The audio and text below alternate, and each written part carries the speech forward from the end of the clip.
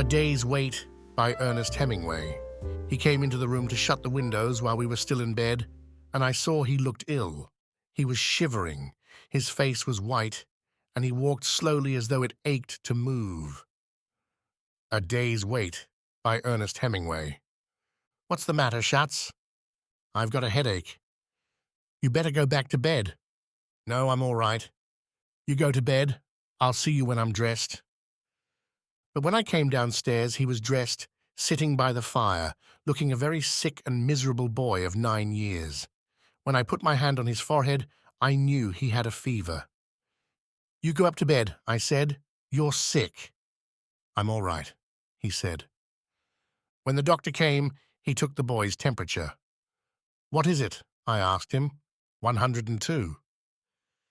Downstairs, the doctor left 3 different medicines in different colored capsules with instructions for giving them. One was to bring down the fever, another a purgative, the third to overcome an acid condition. The germs of influenza can only exist in an acid condition, he explained. He seemed to know all about influenza and said there was nothing to worry about if the fever did not go above 104 degrees. This was a light epidemic of flu, and there was no danger if you avoided pneumonia. Back in the room, I wrote the boy's temperature down and made a note of the time to give the various capsules. Do you want me to read to you? All right, if you want to, said the boy. His face was very white, and there were dark areas under his eyes. He lay still in bed and seemed very detached from what was going on.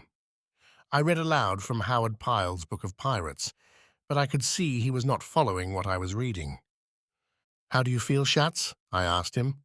Just the same so far, he said. I sat at the foot of the bed and read to myself while I waited for it to be time to give another capsule. It would have been natural for him to go to sleep, but when I looked up, he was looking at the foot of the bed, looking very strangely. Why don't you try to go to sleep? I'll wake you up for the medicine. I'd rather stay awake. After a while, he said to me, You don't have to stay here with me, Papa, if it bothers you. It doesn't bother me. No, I mean you don't have to stay if it's going to bother you.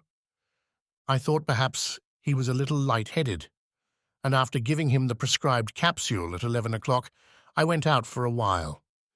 It was a bright, cold day, the ground covered with a sleet that had frozen, so that it seemed as if all the bare trees, the bushes, the cut brush, and all the grass and the bare ground had been varnished with ice.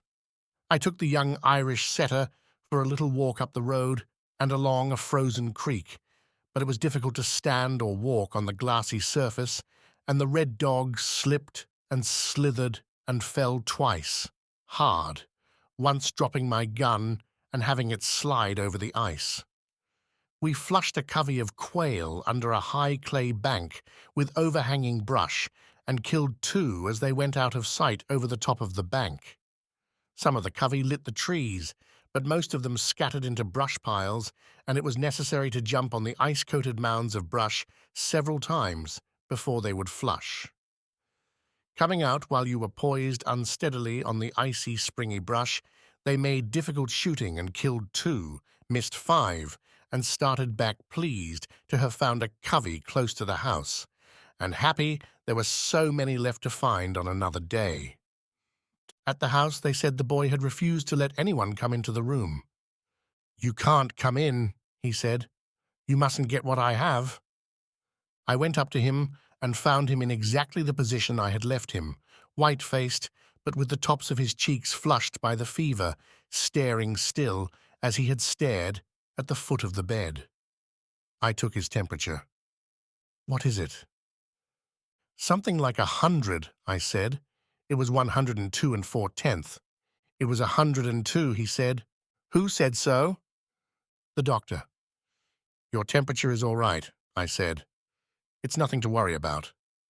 I don't worry, he said, but I can't keep from thinking. Don't think, I said. Just take it easy. I'm taking it easy, he said, and looked straight ahead. He was evidently holding tight onto himself about something. Take this with water. Do you think it will do any good? Of course it will. I sat down and opened the pirate book and commenced to read, but I could see he was not following, so I stopped. About what time do you think I'm going to die?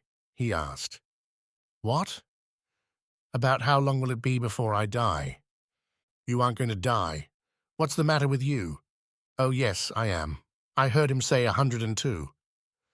People don't die with a fever of 102. That's a silly way to talk.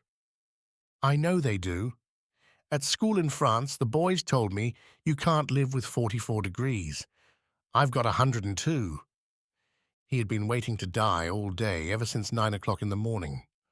You poor Schatz, I said. Poor old Schatz. It's like miles and kilometers. You aren't going to die. That's a different thermometer. On that thermometer, 37 is normal. On this kind, it's 98.